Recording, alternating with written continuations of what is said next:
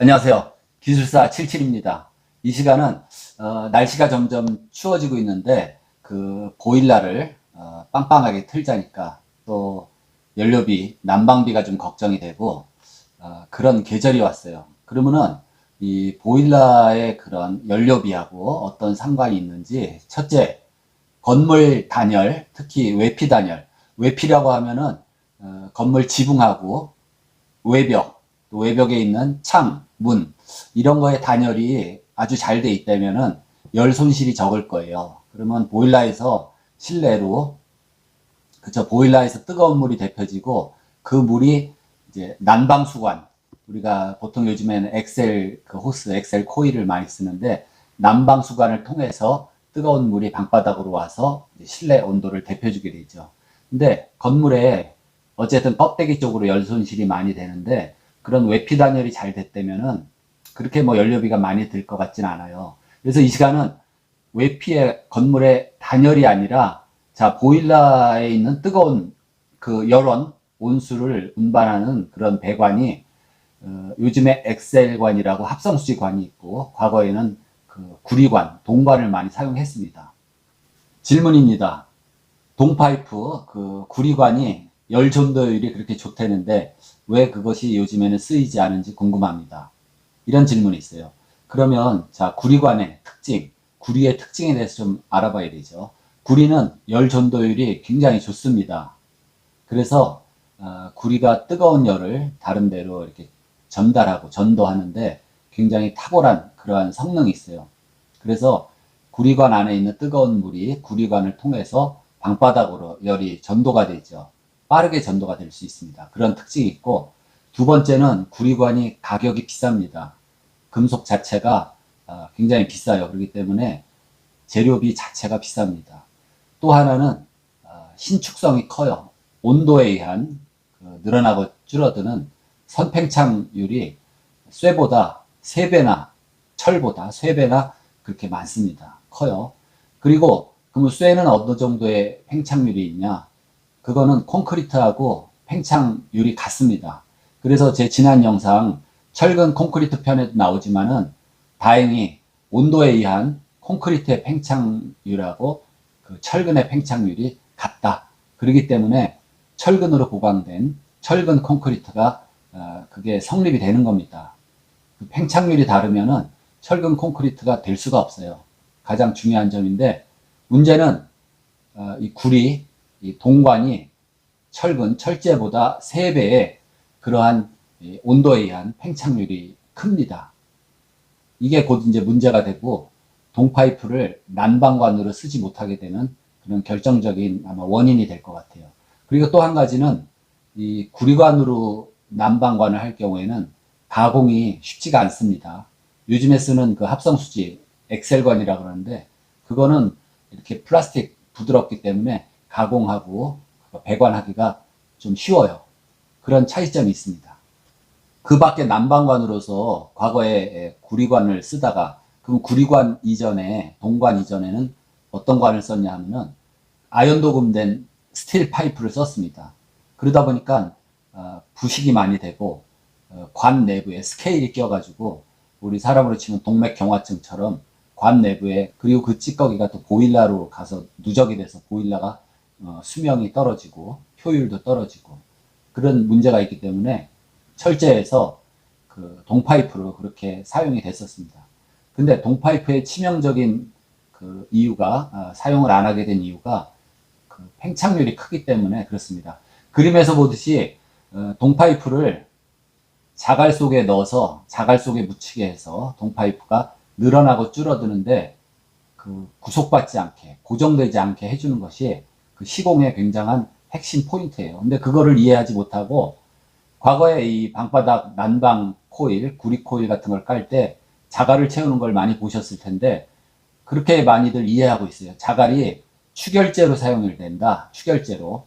근데 그건 잘못 알고 계시는 겁니다.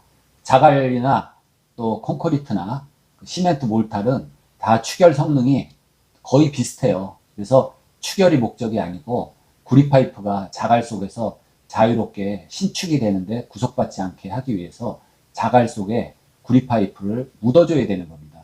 근데 그 점을 이해 못하고 자갈을 대충 깔아놓고 구리파이프를 깔고 그 위에다가 몰타를 또 덮어요. 그러면 구리파이프의 일부분이 그 몰타에 붙어가지고 구속이 돼 버립니다. 그러면은 이 길이로 팽창되고 줄어드는 게 반복을 하게 되죠. 난방을 키면 늘어났다가 난방 끄면 줄었다가 늘었다 줄었다를 반복하는데 이게 스틸보다 3배나 이렇게 팽창률이 크기 때문에 그거가 구속이 돼서 움직이지 못하게 해놓으면은 굉장한 스트레스를 받습니다. 그래서 그림에서 보듯이 이 관이 이렇게 턴하는 부분, 이 되돌아서 턴하는 부분에서 거기서 제일 스트레스를 많이 받아요. 제가 그 푸른색으로 동그라미 친 그 부분이 반복에 의한 신축과 수축과 팽창에 의해서 거기가 금이 가면서 터집니다. 그래서 구리파이프가 터지는 사례가 굉장히 많았었어요. 그런 이유로 요즘에는 구리파이프를 잘 쓰질 않습니다. 그리고 그림에서 보듯이 구리파이프를 많이 시공하던 그 당시에는 단열 개념도 없어서 바닥에다 뭐 단열재도 안 까는 경우가 거의 다였어요. 그냥 콘크리트 슬래브 위에다가 자갈 채우고 그 구리관을 그렇게 깔았어요.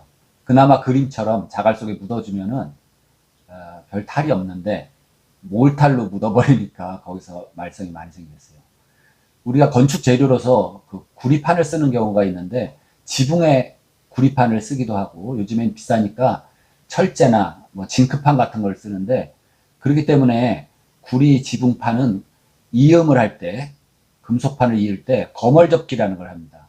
그림에서 보듯이 이 두 가지 판을 이렇게 말아서 접는 그런 방법이 있는데 그 거멀접기에도 핵심 포인트는 구리판이 자유롭게 신축을 할 수 있게 구속을 하지 않는 겁니다. 해가 떴을 때 낮에 뜨겁고 밤에 차갑고 여름에 40도, 겨울에 마이너스 10도 막 그런 온도차를 견디는 거예요. 신축이 크기 때문에 예를 들어서 구리 지붕판을 뭐 구리 용접 또는 납땜으로 딱 고정을 시켜버리면 얼마 안 가서 그 지붕이 크랙이 갑니다. 구리판이 찢어져요. 그렇기 때문에 거멀접기를 하는 이유도 거기에 이유가 있습니다. 그리고 또 하나 엑셀 파이프 같은 경우에 뭐 15mm도 쓰고 12mm도 쓰는데 그 굵기에 따른 차이점은 뭐냐? 유량의 차이인데 결국은 온도의 어떤 방바닥으로 그 뜨거운 난방관에서 온도를 전달하는 거는 관의 표면적하고 비례하기 때문에 관이 좀 굵으면 온도 전달을 좀 많이 하고 관이 좀 가늘면은 그 따뜻한 온도를 좀 전달하는 게 더디죠. 그런 차이가 있을 뿐입니다. 예전에 그 풍산이라는 기업에서 동파이프를 많이 생산하면서 그 건축에 난방 코일, 난방 배관으로서 구리관이 좋다고 이제 선전을 하면서 내세운 게 열 전도율이 굉장히 좋다. 열 전도율이 높다. 그건 맞는 얘기입니다. 그러면은 열 전도율이 높은 구리관하고 요즘에 많이 쓰는 합성 수지관, 엑셀관이라 그러는데 그 엑셀관하고는 그럼 그 부분에서 어떤 차이가 나느냐? 그림에서 보듯이 보일러에서 예를 들어서 80도짜리 뜨거운 물이 있습니다. 그러면 그게 구리 난방관을 통해서 나가게 되면 80도짜리 물이 방바닥 쪽으로 가서 구리관은 열 전도율이 좋으니까 열을 빨리 방바닥 쪽으로 전달을 하고 되돌아오는 물이 30도예요. 그렇죠? 80도짜리 물이 나가서 50도가 결국은 난방하는 쪽으로 열을 전도하고 전달하고 다시 30도로 식어서 보일러로 돌아왔습니다. 이때 보일러는 다시 50도를 높여줘야 돼요. 그 다음에 그림 B와 같이 똑같은 80도의 보일러의 물이 합성수지 엑셀관을 통해서 방바닥을 돌고 오면은 열을 그만큼 열 전도율이 낮기 때문에 많은 열량을 방바닥으로 보내지 못하고 물이 다시 50도로 돌아왔어요. 그러면 한 30도만 열을 이렇게 뱉어놓고 왔는데 그만큼 보일러는 온도를 많이 올릴 필요가 없죠. 그렇기 때문에 결국에 보일러에서 열을 많이 빼앗기고 돌아오면은 그만큼 더 난방 온도를 올려줘야 되고 열을 덜 뺏기고 오면은 보일러가 조금만 가동을 해도 또 적정 온도까지 올리게 됩니다. 그러니까 열 전도율이 높은 구리파이프는 방바닥을 좀 빨리 데필 수 있어요. 순발력이 좋고 합성수지 PVC관은 구리관보다는 조금 더디게 열을 전달을 하고 옵니다. 그래서 그거는 순발력의 문제지 큰 의미가 없고 큰 차이가 없습니다. 특히 상시 주거하는 이런 우리 일반 가정에서는 난방을 늘 일정 온도로 하고 있잖아요. 그렇기 때문에 큰 문제가 안 돼요. 단지 간헐적으로 일주일에 한 번이나 한 달에 한 번 가는 별장 같은 데는 이렇게 열 전도율, 또 순발력, 이런 난방 방식, 그리고 단열 방식, 이런 것들이 중요해요. 그 부분은 따로 나중에 얘기를 드리겠지만, 간헐적으로 쓰는 별장 같은 데는 물방식 난방을 하면은 겨울에 관리하기가 힘듭니다. 얼어 터질 수도 있고, 또 난방 방식이 순발력이 또 좋아야 돼요. 그리고 단열을 해도 외단열보다는 내단열을 권합니다. 내단열을 하면은 난방을 딱 했을 때 그 순발력이 굉장히 좋아요. 쾌적한 건 좀 외단열보다 떨어지는데, 그래서 그 부분은 간헐적으로 쓰는 뭐 별장이라든지 이런 용도는 그건 차후에 얘기를 드리기로 하고, 어쨌든 오늘의 얘기는, 자, 동파이프를 안 쓰고 왜 합성수지 PVC 관을 쓰냐, 오늘은 거기에 대한 얘기입니다. 그래서 PVC 관은 요즘에 뭐 독보적으로 금속관을 안 쓰고 난방 코일러서 쓰는데, 장점은 그런 거죠. 가격이 저렴하지요, 일단. 그리고 또 요 시공하기가 용이합니다.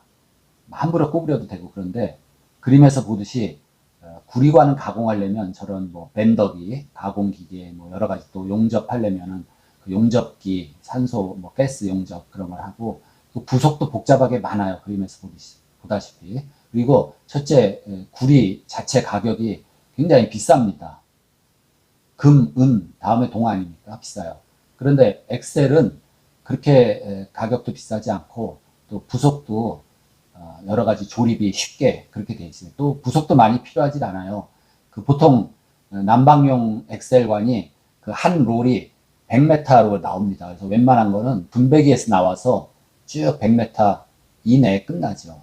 네, 그래서 그런 장점이 있고, 또 하나는 이 관 내부에 스케일, 그러니까 부식이 없다 이겁니다. 금속관은 뭐 스틸 같은 건 말할 수 없고, 또 이 구리관도 상당한 부식이 됩니다. 그렇기 때문에 그런 점에서 비교가 돼요. 그래서 PVC 합성수지 엑셀관 같은 경우는 콘크리트나 바닥에 이렇게 딱 지하에 묻혀 있으면은 관이 뭐 거의 수명이 굉장히 길어집니다. 물론 이 플라스틱 관은 햇빛을 받는다든지 외부로 노출되면은 그 열화, 약화가 돼서 깨지거나 그런 성능이 떨어져요. 경화가 되고 그런 점이 있습니다. 그렇기 때문에 노출된 이 합성수지 엑셀관 같은 거는 은박 단열재라든지 그런 걸로 반드시 이렇게 다 싸줘야 됩니다. 그래야 수명이 오래 가요. 오늘은 다가오는 겨울을 앞두고 이 난방 온수 코일에 대해서 동관, 구리관하고 이 합성수지 엑셀관에 대해서 조금 비교해서 말씀을 드렸습니다. 그 밖에 추위를 앞두고 이 주택의 단열 방식에 대해서 궁금하신 분은 여기 보이는 이 단열, 외단열, 내단열 이런 영상도 있으니까 참고하시기 바랍니다. 오늘은 여기서 마치겠습니다. 고맙습니다.